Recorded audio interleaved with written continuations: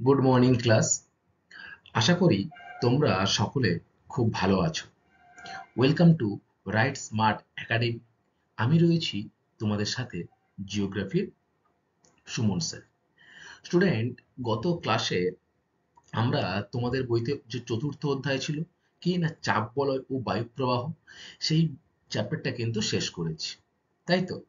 এবং আজকে আমরা একটা নতুন বিষয় নিয়ে আলোচনা করব, যেটা তোমাদের পঞ্চম অধ্যায়, মেঘ ও বৃষ্টি। সেখান থেকে আমরা আজকে কেবলমাত্র মেঘেদের যে পরিবার রয়েছে, অর্থাৎ বিভিন্ন রকম যে মেঘ রয়েছে, সেই মেঘ, কোন মেঘে বৃষ্টিপাত হয়, কোন মেঘে আকাশ পরিষ্কার থাকে, এই যে মেঘের ভাগগুলো রয়েছে, সেই ভাগগুলো সম্পর্কে কিন্তু বিস্তারিত আলোচনা করব। তার আগে, গত ক্লাসে তোমরা নিশ্চয়ই চাপ বলয় বায়ু প্রবাহ চ্যাপ্টারটা ভালো করে পড়েছো, নিশ্চয়ই তোমাদের মনে আছে। কয়েকটা প্রশ্ন আমি তোমাদের করব, তোমরা কিন্তু উত্তর দেওয়ার চেষ্টা করবে। স্টুডেন্ট, বলো তো যে নিরক্ষীয় অঞ্চল কত ডিগ্রি অক্ষরেখার মধ্যে অবস্থান করে? তোমাদের নিশ্চয়ই মনে আছে, বলো তো। Very good. নিরক্ষরেখার দুই পাশে 0 ডিগ্রি থেকে 5 ডিগ্রি অক্ষরেখা বরাবর কিন্তু এই নিরক্ষীয় অঞ্চলটা বিরাজ করে, তাই তো? তোমরা ফেরেলের সূত্র পড়েছো তো? ফেরেলের সূত্র, একজন মার্কিন ভূগোলবিদ, তিনি বা আবহাওয়াবিদ, তিনি কি বলেছিলেন যে উত্তর গোলার্ধে বায়ু ডান দিকে বেঁকে এবং দক্ষিণ গোলার্ধে বায়ু বাম দিকে বেঁকে কিন্তু প্রবাহিত হয়।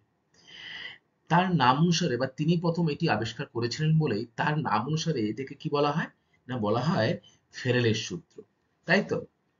আচ্ছা, নিয়ত বায়ুপ্রবাহ তোমরা পড়েছো, বলতো নিয়ত বায়ুপ্রবাহকে কয় ভাগে ভাগ করা যায়?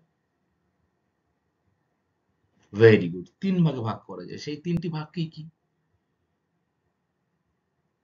একদমই ঠিক বলেছে, যে আয়ন বায়ু, পশ্চিমা বায়ু, আর হচ্ছে কিন্তু মেরু বায়ু।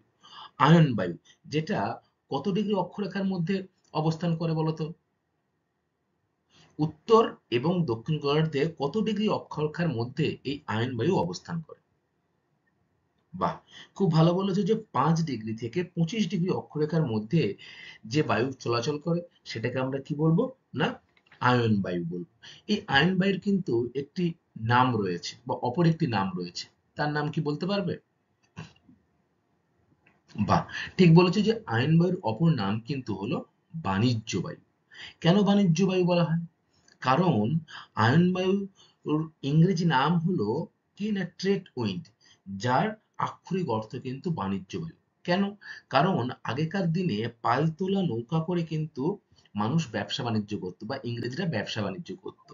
এবং আগেকার দিনে এই জাহাজ এই বায়ু দ্বারা কিন্তু নির্দিষ্ট গতিপথে বাণিজ্য সামগ্রী নিয়ে চলাচল করত। তাই এই বায়ুর কিন্তু অপর নাম কি বলতো? বাণিজ্য বায়ু। তোমরা আইটিসিজেড, এটা সম্পর্কেও কিন্তু জেনেছিলে, বলতো আইটিসিজেড এর ফুল ফর্ম কি? পরীক্ষায় কিন্তু খুব আসে এটা, যে আইটিসিজেড এর ফুল ফর্ম কি, বলো। Very good, inter tropical convergence zone, অর্থাৎ অন্তঃক্রান্তীয় অভিসরণ অঞ্চল। দেখো, উত্তর পূর্ব এবং দক্ষিণ পূর্ব আয়নবায়ু নিরক্ষরেখার কাছে এসে যে অঞ্চলে মিলিত হয়, সেই অঞ্চলকে কিন্তু আমরা কি বলবো বলতো? আইটিসিজেড অঞ্চল। যার ফুল ফর্ম কি না, ইন্টার ট্রপিক্যাল কনভার্জেন্স জোন। এবং নিরক্ষরেখার এই যে স্থানে এসে এই দুটো উত্তর পূর্ব, বা এই যে উত্তর পূর্ব আর দক্ষিণ পূর্ব আয়নবায়ু যে অঞ্চলে এসে মিলিত হচ্ছে, সেই অঞ্চলটাকে কিন্তু আমরা নিরক্ষীয় শান্ত বলয় নামে চিনি। তাহলে নিরক্ষীয় শান্ত বলয় এই যে অঞ্চলটা, সেটাই কিন্তু হলো আইটি সিজে। এবারে এরপরে তোমরা পশ্চিমা বায়ু পড়েছিল। পশ্চিমা বায়ু কাকে বলে বলো তো? কর্কটীয় এবং মকরীয় মকরীয় উচ্চচাপ বলয় থেকে সুমেরুবৃত্ত এবং কুমেরুবৃত্ত প্রদেশের নিম্নচাপ বলয়ের দিকে প্রবাহিত যে বায়ু, তাকে আমরা কি বলবো বলতো? পশ্চিমা বায়ু, তাই তো? আচ্ছা, আর কি জেনেছিলাম, যে গর্জনশীল চল্লিশা কাকে বলে? জেনেছিলে নিশ্চয়ই তোমরা, কাকে বলে বলতো? Very good. 40 ডিগ্রি অক্ষরেখা বরাবর পশ্চিম থেকে পূর্বে সশব্দে যে প্রবাহিত পশ্চিমা বায়ু, তাকে আমরা কি বলবো বলতো? গর্জনশীল চল্লিশা। তাহলে 40 অর্থাৎ 40 ডিগ্রি অক্ষরেখা বরাবর পশ্চিম দিক থেকে পূর্ব দিকে যে পশ্চিমা বায়ু প্রবাহিত হয় তাকে আমরা কি বলবো? পশ্চিমা বায়ু। আবার তীক্ষ্ণ চিৎকারকারী ষাঁড়, এটাও কিন্তু আমরা জেনেছিলাম। সেটা কত ডিগ্রি অক্ষরেখার মধ্যে বলতো? সেটাও কিন্তু পশ্চিমা বায়ুর একটা অংশ। কত ডিগ্রি অক্ষরেখা বরাবর এই তীক্ষ্ণ শব্দে কিন্তু ষাঁড়ের মতো এগিয়ে চলে এই বায়ু? Very good. 60 ডিগ্রি দক্ষিণ অক্ষরেখা বরাবর তীক্ষ্ণ সশব্দে প্রবাহিত পশ্চিমা বায়ুই কিন্তু হলো তীক্ষ্ণ চিৎকারকারী ষাঁড়। আচ্ছা, এরপরে আর আমরা কি জেনেছিলাম? জেনেছিলাম যে মেরুবায়ু সম্পর্কে। মেরুবায়ু কাকে বলে? খুব সহজ। দুই গোলার্ধে উচ্চচাপ বলয় থেকে শুষ্ক এবং শীতল মেরুবায়ু মেরুবৃত্ত প্রদেশীয় বলয়ের দিকে সারা বছর যে প্রবাহিত হয় তাকে আমরা কি বলবো বলতো? মেরুবায়ু। উত্তরার্ধে 70 ডিগ্রি থেকে 80 ডিগ্রি অক্ষরেখার মধ্যে এই বায়ু কিন্তু প্রবাহিত হয় এবং এখানে ফেরেলের সূত্র কিন্তু খুব বেশি কাজ করে, অর্থাৎ উত্তরার্ধে বায়ু কোন দিকে বেশি বেঁকে চলে? ডান দিকে। তাই উত্তর গোলার্ধে 70 ডিগ্রি থেকে 80 ডিগ্রি অক্ষরেখা বরাবর কিন্তু এই মেরুবায়ু চলাচল লক্ষ্য করা যায়।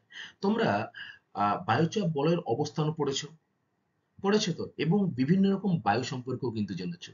তার মধ্যে একটি গুরুত্বপূর্ণ হলো সাময়িক বায়ু, তাই না? সাময়িক বায়ু কাকে বলে? Very good. বছরের একটি নির্দিষ্ট ঋতুতে বা দিন রাত্রে একটি নির্দিষ্ট সময়ে প্রবাহিত বায়ু কিন্তু হলো সাময়িক বায়ু। এই সাময়িক বায়ুকে আবার কিন্তু দুটি ভাগে ভাগ করা যায়। কি কি বলতো?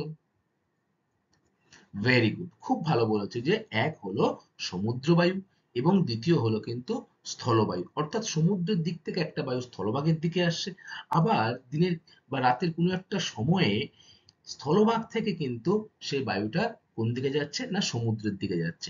তাহলে সাময়িক বায়ুকে আমরা দুটি ভাগে ভাগ করতে পারছি। কি কি? এক সমুদ্র বায়ু, দুই হচ্ছে স্থলবায়ু। এই সাময়িক বায়ুর কিছু নির্দিষ্ট বৈশিষ্ট্য রয়েছে। কি কি তোমরা বলতে পারবে? বলো তো। Very good. এই বায়ু কিন্তু যে চলাচল করে এটি একটি কিন্তু দৈনন্দিন ঘটনা, অর্থাৎ প্রায় দিনই কিন্তু এটা হয়ে থাকে। প্রতিদিন একটি নির্দিষ্ট সময়ের ব্যবধানে এই বায়ু কিন্তু প্রবাহিত হয়। সাময়িক বায়ু কি? না প্রতিদিন নির্দিষ্ট ব্যবধানের মাধ্যমে এই বায়ু প্রবাহিত হয়।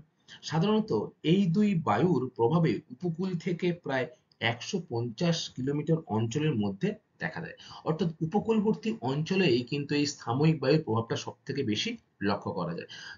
কিভাবে লক্ষ্য করা যায়? উপকূলবর্তী অঞ্চল মানে সমুদ্রের তীরবর্তী অঞ্চল, সেখান থেকে যেমন সমুদ্র বায়ু স্থলভাগের দিকে এগিয়ে আসবে, ঠিক তেমনি দিনের কোনো একটি সময়ে স্থলভাগ থেকে কিন্তু বায়ু আবার সমুদ্রের দিকে ফেরত যাবে বা ঘুরে যাবে। তাহলে এই যে ডিফারেন্সটা সেটা কিন্তু উপকূলবর্তী অঞ্চলে সব থেকে ভালো কি হয়? বোঝা যায়, তাই তো? সাময়িক বায়ু। আরো একটি বায়ু রয়েছে গুরুত্বপূর্ণ, যেটাকে আমরা বলছি স্থানীয় বায়ু। স্থানীয় বায়ু কি বলতো? পৃথিবীর নানা অঞ্চলে বিভিন্ন সময়ে স্থানীয় কারণে যে বায়ু প্রবাহ হয় তাকে আমরা কি বলবো? স্থানীয় বায়ু। যেমন ধরো উম, লু, আঁধি, এগুলো কি? এগুলো কিন্তু এক ধরনের স্থানীয় বায়ু, কোনো একটি নির্দিষ্ট অঞ্চলে বছরের নির্দিষ্ট সময়ে কিন্তু বয়ে চলে। লু ভারতের উত্তর অংশে বা উত্তর পূর্ব অংশে কিন্তু গরমের সময় গ্রীষ্মকালে দুপুরবেলা যে বয়ে চলে হাওয়া সেটাকে আমরা লু বলি। তাহলে এটা কিন্তু বছরের নির্দিষ্ট একটি সময়ে সে প্রভাবিত হয় একটা নির্দিষ্ট স্থানে, তাই একে কি বলা হয়? স্থানীয় বায়ু। এরপরে আমরা আরো পড়েছিলাম যে আকস্মিক বায়ু, পড়েছিলাম তো। তাহলে আকস্মিক বায়ু কাকে বলে? পৃথিবী পৃষ্ঠের স্বল্প পরিসরে স্থানে চাপের পার্থক্যের কারণে হঠাৎ যদি অনিয়মিতভাবে বায়ু প্রবাহিত হয় তখন তাকে আমরা বলি আকস্মিক বায়ু। এই যে ঘূর্ণবাত, তোমরা টিভিতে বা রেডিওতে দেখবে, খবর শোনো যে 24 ঘন্টা পরে ঘূর্ণবাত কিন্তু স্থলভাগে আছড়ে পড়বে। তাহলে এই যে আছড়ে পড়ছে যে বায়ুটা সেটা কিন্তু হঠাৎ করে সমুদ্রের উপরে সৃষ্টি হচ্ছে, এটাকে আমরা কি বলবো? আকস্মিক বায়ু, তাই তো? আচ্ছা, খুব ভালো। গত ক্লাসের পড়া তোমরা মনোযোগ দিয়ে শুনেছো। আজকে আমরা তাহলে নতুন একটি বিষয় সম্পর্কে আলোচনা শুরু করি। কি সেই বিষয়? না, তোমাদের বইতে পঞ্চম অধ্যায় কি রয়েছে? মেঘ ও বৃষ্টি। সেখান থেকে আজকে আমরা পড়ব মেঘেদের পরিবার সম্পর্কে। দেখো, প্রথমে আমরা জানবো মেঘেদের পরিবার পড়ার আগে আমাদের জানতে হবে মেঘ কাকে বলে। তোমরা নিশ্চয়ই সকলেই আকাশে মেঘ দেখেছো, দেখেছো তো? তাহলে এই মেঘটা কাকে বলে? দেখো, জলীয় বাষ্পপূর্ণ হালকা বায়ুর ক্রমশ উপরে উঠলে অতিরিক্ত শীতলতায় সে সংস্পর্শ হয়। আমরা জানি যে অতিরিক্ত সূর্যালোকের প্রভাবে যে স্থলভাগের যে অংশে পুকুর, নদী, নালা, ডোবা রয়েছে সেখান থেকে জল কিন্তু বাষ্পীভূত হয় এবং বাষ্পীভূত হয়ে কিন্তু উপরের দিকে উঠে যায়, তাই তো? এবং উপরে কি রয়েছে? শীতল বায়ু রয়েছে। সেই শীতল বায়ুর সাথে কিন্তু এই জলীয় বাষ্পটা মিশলে সেটা সম্পৃক্ত হয়ে যাচ্ছে। আর এই সম্পৃক্ত বায়ুর তাপমাত্রা শিশিরাঙ্কের নিচে নেমে গেলে ঘনীভবনের ফলে জলীয় বাষ্প ঘনীভূত হয়ে ক্ষুদ্র ক্ষুদ্র আহ, জলকণা ও তুষারকণায় কিন্তু সে পরিণত হয়। অর্থাৎ যখন সে ঠান্ডা বায়ুর সংস্পর্শে আসছে এবং শিশিরাঙ্কের নিচে নেমে যাচ্ছে, তখন কি হবে? সে বরফ কণায় পরিণত হবে বা তুষার কণায় পরিণত হবে। এরপরে বায়ুতে যে ভাসমান ধূলিকণা থাকে বা কয়লার কণা বা প্রভৃতি যে জিনিসগুলো থাকে বায়ুতে, সেগুলোকে আশ্রয় করে ক্ষুদ্র ক্ষুদ্র জলকণা ও তুষারকণা আকাশে কিন্তু ভেসে বেড়ায়। আর এই যে ভেসে বেড়াচ্ছে ধুলোকণা বা কয়লা আর কণা বা বিভিন্ন নোংরা নিয়ে, এই যে ভেসে বেড়ানোটাকে আমরা কি বলবো বলতো? মেঘ বলে থাকি। আর যখন এই মেঘ থেকে পৃথিবীর অভিকর্ষ টানের ফলে জল রাশি যখন নিচের দিকে নেমে পড়ছে বা আমাদের ভূপৃষ্ঠে এসে পৌঁছাচ্ছে, তখন সেটাকে আমরা কি বলি বলতো? বৃষ্টিপাত বলি। তাহলে মেঘ থেকেই কিন্তু বৃষ্টিপাত হয়। এবং এই যে মেঘ, এই মেঘেদের কিন্তু নানা রকম ভাগ রয়েছে। দেখবে, আকাশের খুব উঁচুতে একরকম মেঘ লক্ষ্য করা যায়, আবার নিম্ন আকাশেও কিন্তু একরকম মেঘ লক্ষ্য করা যায়। মাঝ আকাশেও বিভিন্ন রকম মেঘ রয়েছে। তাই বিভিন্ন রকম মেঘের কিন্তু প্রকারভেদ রয়েছে। সেগুলো কি? সেগুলোও আমরা জানবো। দেখো, মেঘেদের পরিবার। উচ্চতার উপর ভিত্তি করে মেঘেদেরকে চারটি ভাগে কিন্তু ভাগ করা যায়। তাহলে উচ্চতার উপর ভিত্তি করে, উচ্চতা কিভাবে? না, ভূপৃষ্ঠে আমরা যেখানে বসবাস করি সেখান থেকে উঁচুর দিকে, সেই উচ্চতার উপর ভিত্তি করে আমরা মেঘকে মূলত কয় ভাগে ভাগ করতে পারি? চার ভাগে ভাগ করতে পারি। কি কি? দেখো, এক নম্বর, বেশি উচ্চতার মেঘ, অর্থাৎ সব থেকে উপরে আকাশে যে মেঘ থাকে সেটা হলো বেশি উচ্চতার মেঘ। গড় নিম্নতম উচ্চতা 20,000 ফুট, তার উপরে কিন্তু সে থাকে। এই বেশি উচ্চতার মেঘের মধ্যে যে মেঘগুলো ইম্পর্টেন্ট সেগুলো দেখো, রয়েছে সিরাস, সিরোস্ট্র্যাটাস আর সিরোকিউমুলাস। এই তিন রকম মেঘটা কি? না, এই তিন রকম মেঘটা হলো বেশি উচ্চতার মেঘ। এরপরে রয়েছে দেখো মাঝারি উচ্চতার মেঘ। মাঝারি উচ্চতার মেঘের আবার গড় উচ্চতা কত? না, 6,500 থেকে 20,000 ফুটের মধ্যে। তাহলে প্রথমটা আমরা কি জানলাম? যে বেশি উচ্চতার মেঘ কিন্তু 20,000 ফুটের উপরে থাকে। উদাহরণ কি? সিরাস, সিরোস্ট্র্যাটাস, সিরোকিউমুলাস, এগুলো কিন্তু পরীক্ষায় খুব আসে যে বেশি উচ্চতার মেঘের দুটো উদাহরণ দাও। তোমরা কি লিখবে?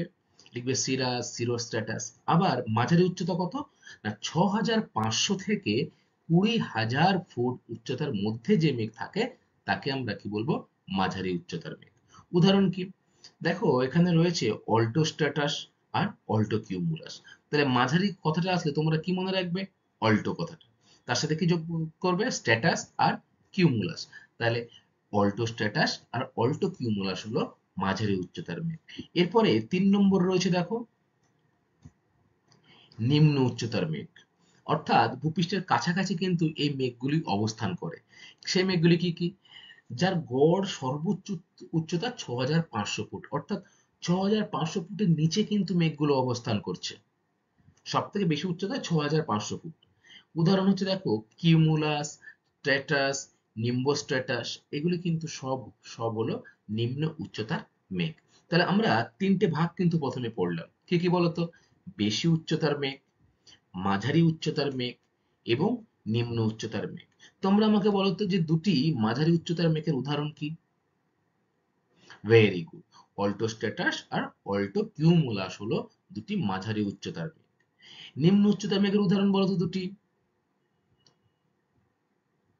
ভেরি গুড, কিউমুলাস এবং স্ট্যাটাস। এরপরে 4 নম্বর বা লাস্ট যে ভাগটা রয়েছে সেটা দেখো রয়েছে উল্লম্ব মেঘ, যার গড় নিম্নতম উচ্চতা কিন্তু 1600 ফুট, খুবই কম। এই উল্লম্ব মেঘের দুটো গুরুত্বপূর্ণ মেঘ হলো কিউমুলাস এবং কিউমুলো নিম্বাস। খুব খুব ইম্পর্টেন্ট দুটো মেঘ, কিউমুলাস এবং কিউমুলো নিম্বাস। তাহলে আমরা মেঘেদের পরিবার পড়তে গিয়ে কি দেখলাম, যে মেঘেদেরকে কয় ভাগে ভাগ করা যায় উচ্চতা অনুযায়ী? 4 ভাগে ভাগ করা যায়। তোমরা মনে রাখবে এগুলো। এই যে ভাগগুলো আমরা পড়লাম, এই ভাগের মধ্যে বিভিন্ন রকম মেঘ রয়েছে। সেই মেঘ সম্পর্কেই কিন্তু এবার আমরা জানবো, অর্থাৎ মেঘগুলো দেখতে কেমন, মেঘগুলো থেকে ঝড় বৃষ্টি হয় কিনা, আকাশ পরিষ্কার বা পরিচ্ছন্ন থাকে কিনা, এই যে বিষয়গুলো রয়েছে সেইগুলো সম্পর্কে কিন্তু আমরা বিস্তারিত জানব। দেখো, প্রথমেই রয়েছে বেশি উচ্চতার মেঘ। বেশি উচ্চতার মেঘের গড় উচ্চতা তোমরা আগেই জেনেছো, 20,000 ফুট উঁচুতে কিন্তু এই মেঘটা অবস্থান করে। তোমরা ডান দিকে একটা ছবি দেখছো, দেখছো তো? দেখো, এই যে ছবিটা তোমরা দেখছো, এই ছবিটার এটা 20,000 ফুটের একটি দাগ, আর এটা হলো 6,500 ফুটের একটি দাগ। তাহলে এই 20,000 ফুটের উপরে যে মেঘগুলো রয়েছে সেটি হলো কিন্তু বেশি উচ্চতার মেঘ, আর সিরাজ হলো তাদের মধ্যে প্রধান একটি মেঘ, বেশি উচ্চতার মেঘ। দেখো, এই যে রয়েছে সিরাস মেঘ, কেমন দেখতে? দেখো, সিরাস সাধারণের সাধারণত স্বচ্ছ এই মেঘ দেখতে একটা হালকা পালকের মতো। খুব গুরুত্বপূর্ণ একটা বিষয়, যে সিরাস মেঘ দেখতে কেমন, পরীক্ষায় কিন্তু আসে। কি লিখবে তোমরা? না, সিরাস মেঘটি দেখতে স্বচ্ছ বা হালকা পালকের মতো দেখতে। এই মেঘে সাধারণত পরিষ্কার আকাশকে নির্দেশ করে। তাহলে এই যে মেঘটা, যেটা উঁচু আকাশে লক্ষ্য করা যায়, সেই মেঘে কিন্তু পরিষ্কার আকাশকে বোঝায় বা ইঙ্গিত দেয়। সারা আকাশে এই মেঘ ঢেকে থাকলেও তার মধ্যে দিয়ে কিন্তু সূর্যকে লক্ষ্য করা যায়। তার জন্যই তো আমরা এই সিরাজ মেঘকে কি বলে থাকি না, পরিষ্কার আকাশকে নির্দেশ করে। সেই রাস মেঘ যদি সারা আকাশে ঢেকে থাকে, তার ফলেও কিন্তু সূর্য কিরণটা কিন্তু আমরা পৃথিবীতে পেয়ে থাকি। এরা যখন একে অপরের সাথে মিলে বন্ধন তৈরি করে, তখন কিন্তু আবহাওয়াটা খানিকটা খারাপ হয়ে পড়ে। অর্থাৎ এরকম ভাবে দেখো রয়েছে, এটা সিরাস মেঘের ছবি।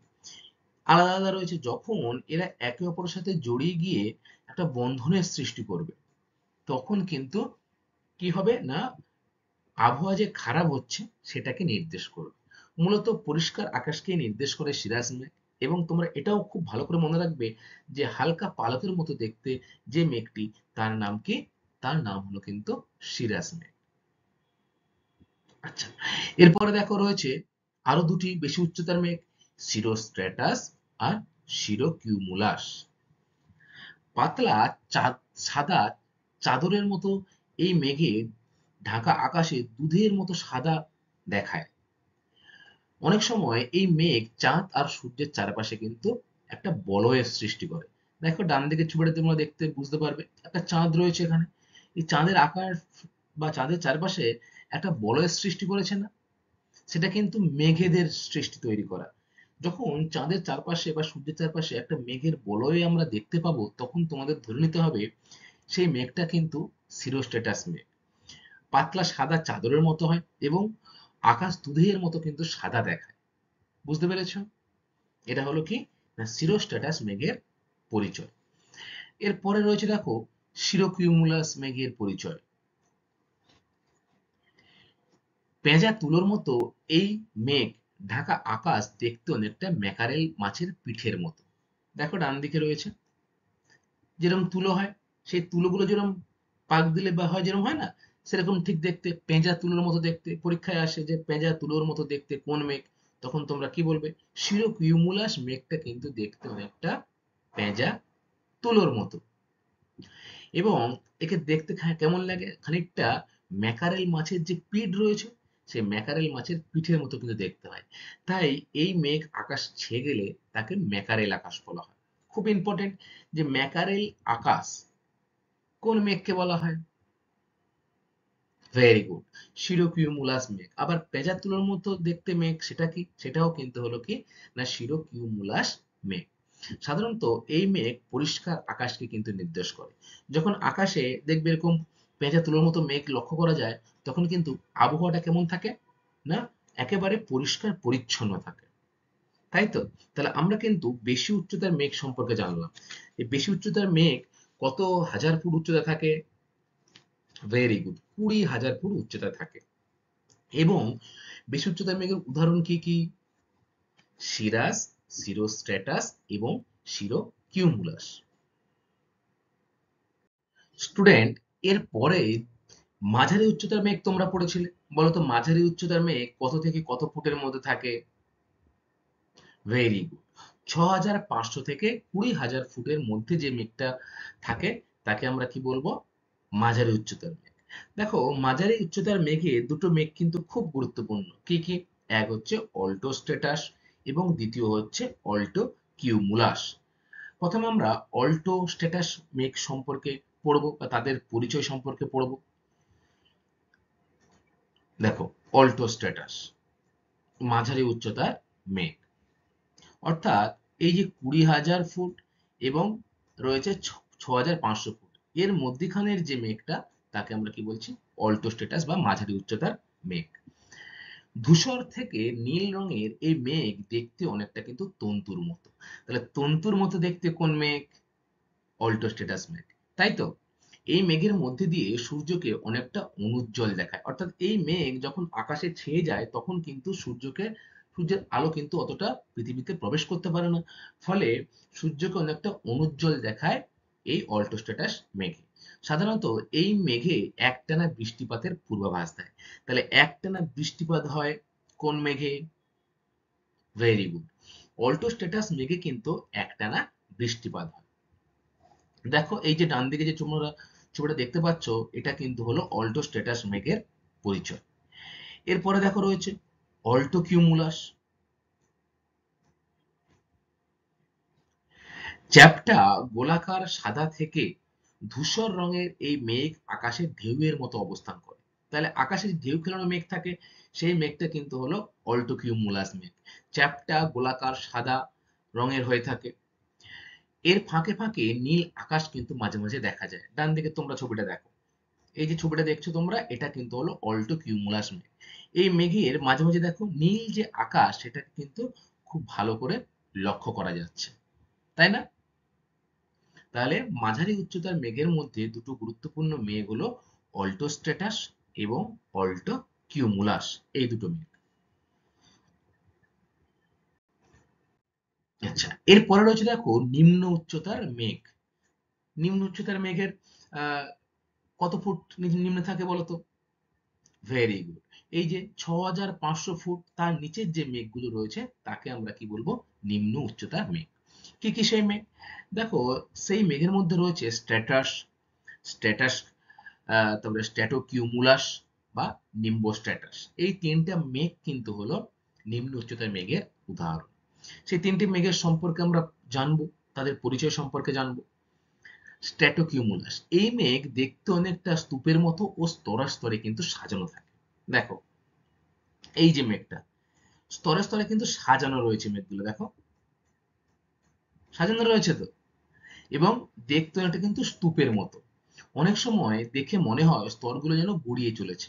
তাহলে এই মেঘ দেখলে মনে হয় যে এই স্তরগুলো যেন একা একা গড়িয়ে চলেছে। তাই এর আরেক নাম কিন্তু হলো বাম্পি ক্লাউড। খুব খুব ইম্পর্টেন্ট, যে কোন মেঘের অপর নাম বাম্পি ক্লাউড? কি হবে তাহলে তোমাদের উত্তর? স্ট্র্যাটো কিউমুলাস মেঘের অপর নাম কিন্তু হলো বাম্পি ক্লাউড। আচ্ছা, হলো এটা। এরপরে দেখো রয়েছে স্ট্র্যাটাস মেঘ। স্ট্র্যাটাস মেঘ কি? সাদা থেকে ধূসর রঙের এই মেঘে সারা আকাশকে কুয়াশার মতো কিন্তু ঢেকে যায়। দেখবে মাঝে মাঝে আকাশ, সূর্য দেখা যায় না, আবার মেঘ পুরোপুরি ভালোভাবে দেখা যায় না, পুরো কুয়াশা আচ্ছন্ন হয়ে থাকে, তাই না?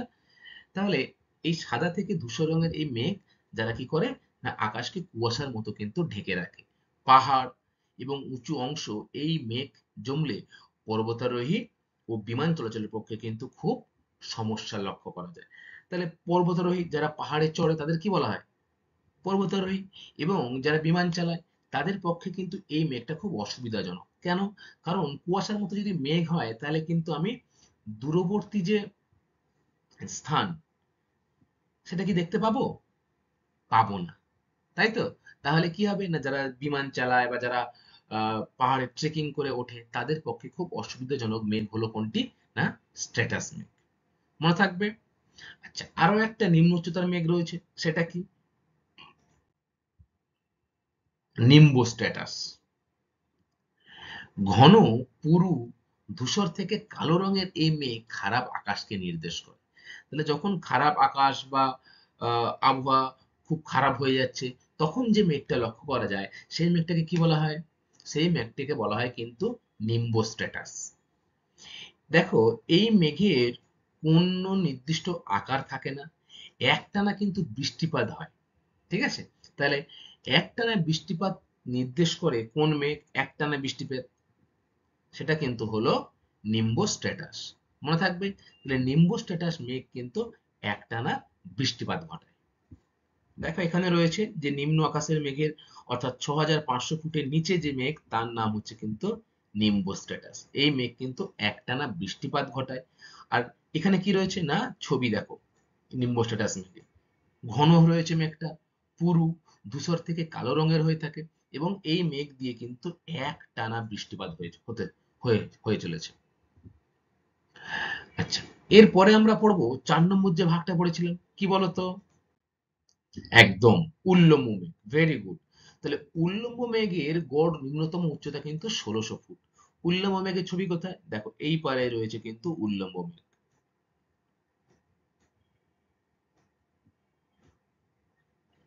তাহলে উল্লম্ব মেঘ, কিউমুলোনিম্বাস আর কিউমুলাস, এই দুটো মেঘ হলো কিন্তু উল্লম্ব মেঘের উদাহরণ।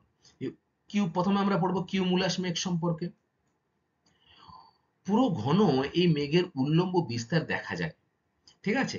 উপরিভাগের আকাশটা অনেকটা ফুলকপির মতো হলেও তলদেশটা কিন্তু সমতল। তাহলে ফুলকপির মতো দেখতে কোন মেঘ?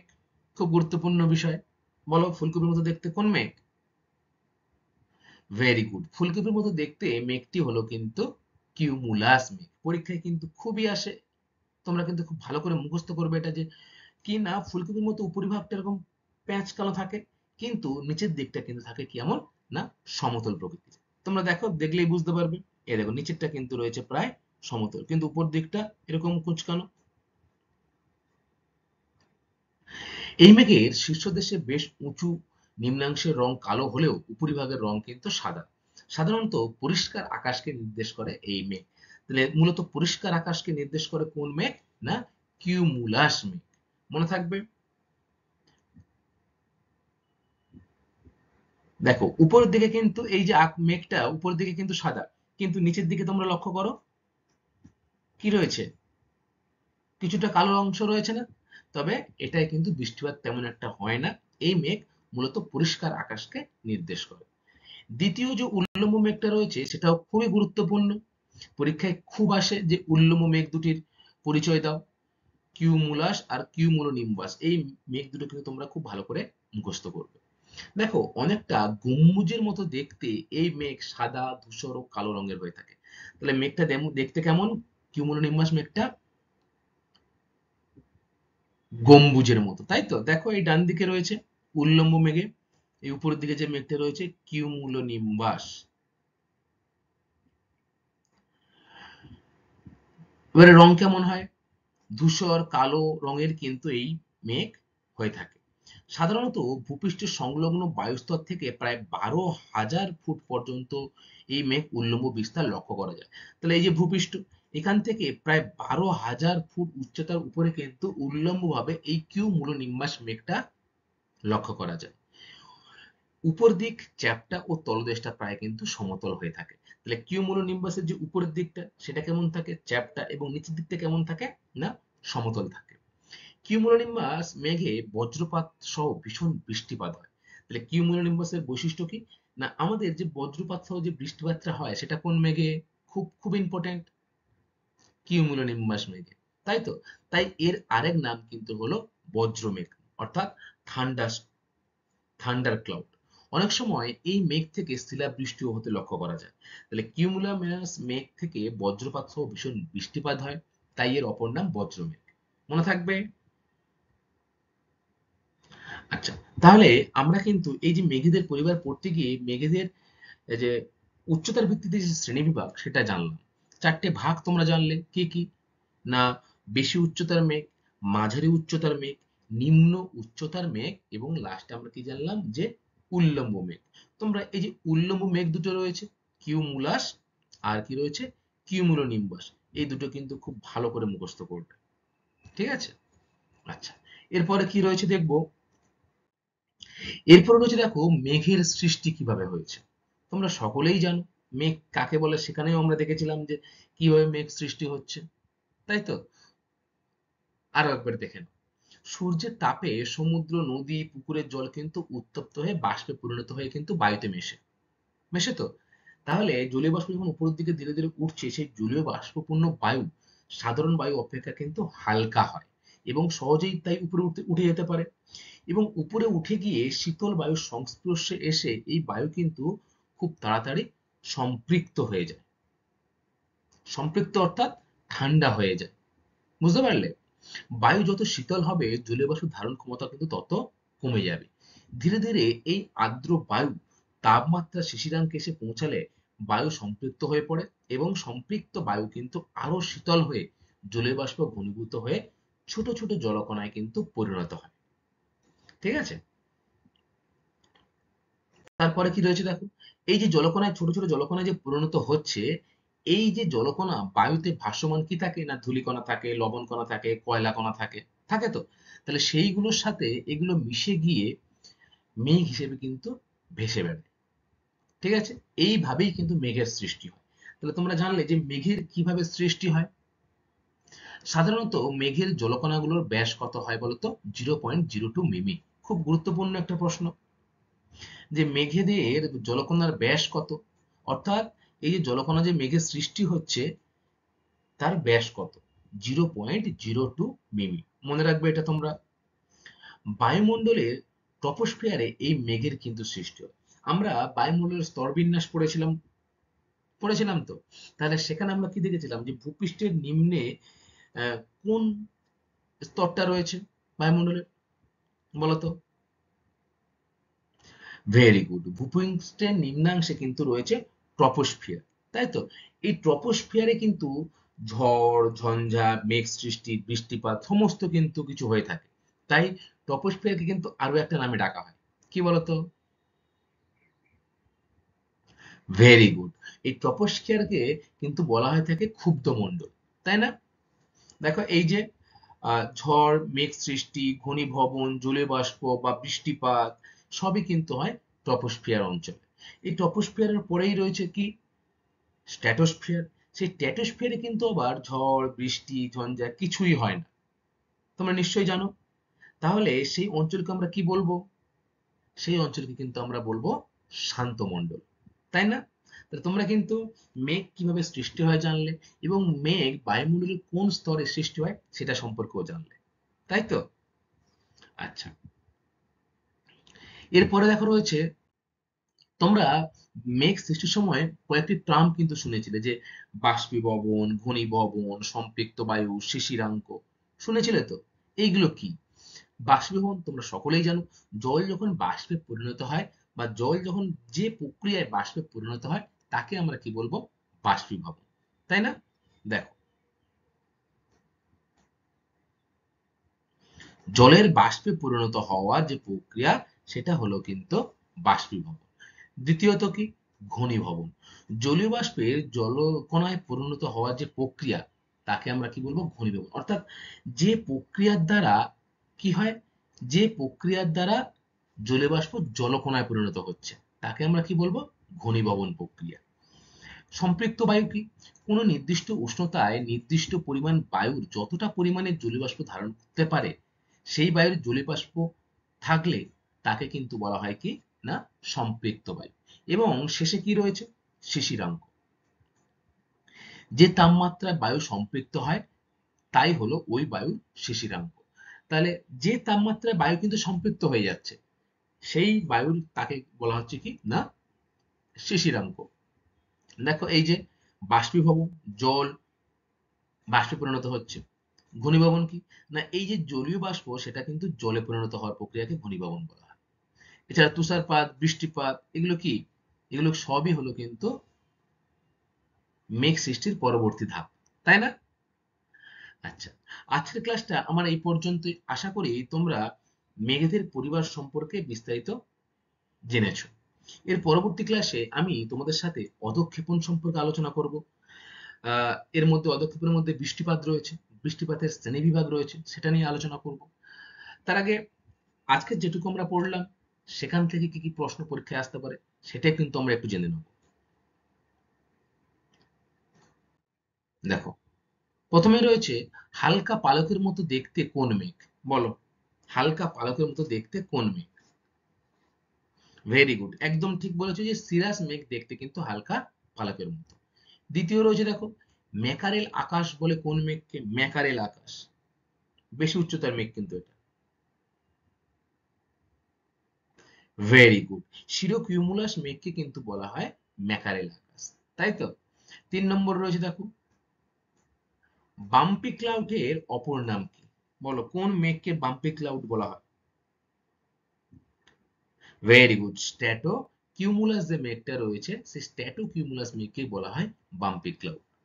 আচ্ছা, নাম্বার 4, কোন মেঘে বজ্রপাত সহ বৃষ্টিপাত হয়? উল্লম্ব মেঘ। কোন মেঘ বলো? ভেরি গুড, কিউমুলো নিম্বাস মেঘে কিন্তু বজ্রপাত সহ বৃষ্টিপাতটা লক্ষ্য করা যায়। সাধারণত পরিষ্কার আকাশ বা পরিষ্কার আবহাওয়া নির্দেশ করে কোন মেঘ? বলো, সাধারণত পরিষ্কার আবহাওয়া নির্দেশ করে কোন মেঘ? কিউমুলাস। Very good. অনেকটা ফুলকপির মতো দেখতে কোন মেঘ? বলো, এটাও কিন্তু উত্তর হবে কিউমুলাস মেঘ। খুব ভালো করে মনে রাখবে যে পরিষ্কার আবহাওয়া নির্দেশ করে কিউমুলাস, এবং ফুলকপির মতো দেখতে সেই মেঘটাও হলো কিন্তু কিউমুলাস মেঘ। এরপর হচ্ছে 7 নম্বর, দেখো সাধারণত মেঘের জলকণার গুলোর ব্যাস হয় কত? তাহলে মেঘের জলকণার ব্যাস কত হয়? ভেরি গুড, 0.02 মিমি কিন্তু হয়ে থাকে একটি মেঘের ব্যাস। 8 দাগ, বাষ্পীভবন কাকে বলে? জলের বাষ্পে পরিণত হওয়ার যে প্রক্রিয়া তাকে কিন্তু বলা হয় বাষ্পীভবন, তাই তো? তোমরা এই প্রশ্ন উত্তরগুলো খুব ভালো করে করবে, এগুলো কিন্তু সবই পরীক্ষায় আসে। ঠিক আছে স্টুডেন্ট, আজকের ক্লাসটা আমার এই পর্যন্তই। আশা করি তোমরা মেঘেদের পরিবার সম্পর্কে বিস্তারিত জেনেছো। Thank you class.